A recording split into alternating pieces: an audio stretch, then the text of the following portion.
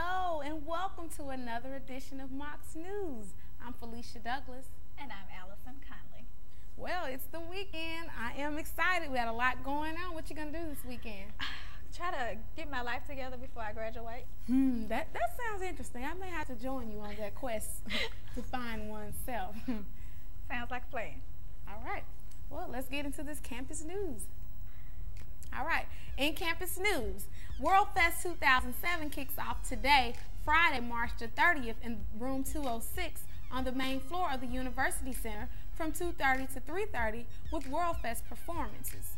UTC's international students will perform in this event that features dance, musical performances, cultural presentations, and an international fashion show. And World Fest will continue next week through Thursday, April the 5th. And if you want to see a complete list of events, you can check out the International Student website at utc.edu/ISO. Are you adventurous or the outdoors type? If so, you can participate in our outdoors mountain bike ride today, Friday, March the 30th, or you can learn the basics of whitewater rafting Saturday, March the 31st. You can sign up in the Campus Recreation Center. Some of you may be wondering why there were helicopters flying over campus yesterday. Well, Mox News has that answer.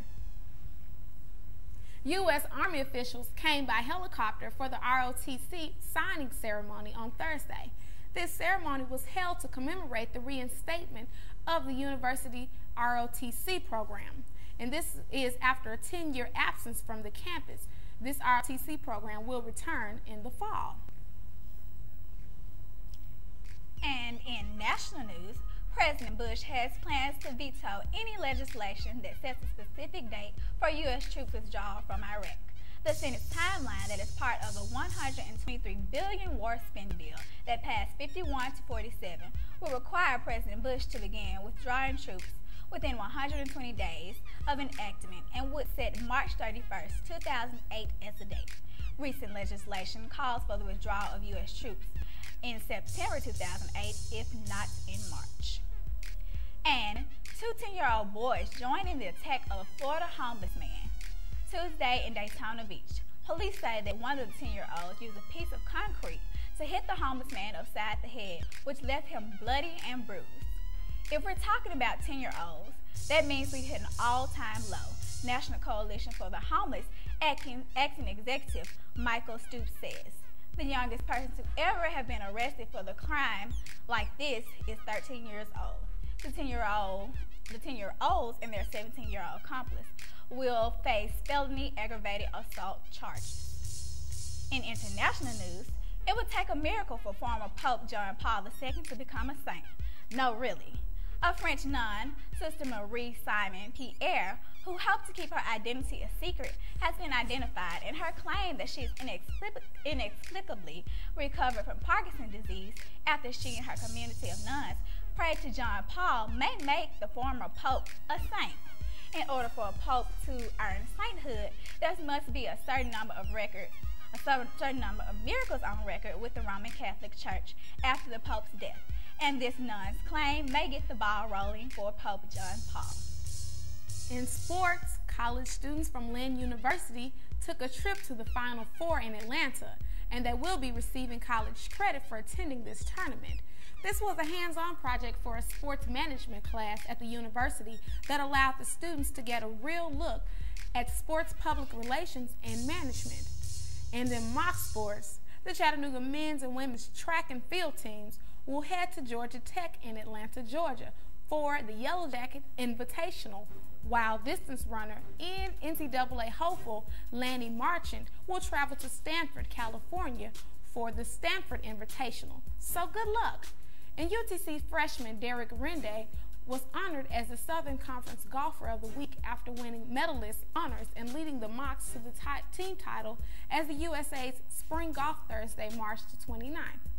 Rende's performance aided the Mocs to a team score of 11 under par on the round, which turned a 6-stroke deficient after the opening round into a 7-stroke lead heading into the final round. The team score of 277 tied the school record for the best round in school history. And in entertainment news, Oscar-winning actress Halle Berry says in a magazine interview that she was so depressed after her 1997 breakup with ex-husband and baseball star David Justice that she tried to commit suicide. Berry says that she has learned to take control of her own life and now at age 40 is considering adopting a child. But Berry says recently that she's never getting married again. And pop star Britney Spears has reached a settlement in her divorce from her husband and former backup dancer Kevin Federline. People magazine wrote on Thursday on its website specific terms were not disclosed, but the parties signed a global settlement on all issues of their marriage and the custody of their children, according to a spokesman from Federline, attorney Mark Kaplan. Spears, who left a rehab center last week after a month of treatment for undisclosed issues, filed for divorce from her second husband, Federline, in November after 2 years of marriage and 2 children. All right, we're looking for a great weekend. Let's check out the weather that we will be having. On today, Friday, we'll have a high of 70 with a low of 55. On Saturday, a high of 79 with a low of 57. And on Sunday, we have a high of 73 with a low of 49. All right, that's all for this edition of Mox News. Remember to check us out online at www.moxnews.com or on Channel 3 Comcast, Mondays, Wednesdays, and Fridays. Thanks for watching. I'm Felicia Douglas. And I'm Allison Conley. Have a good weekend, UTC.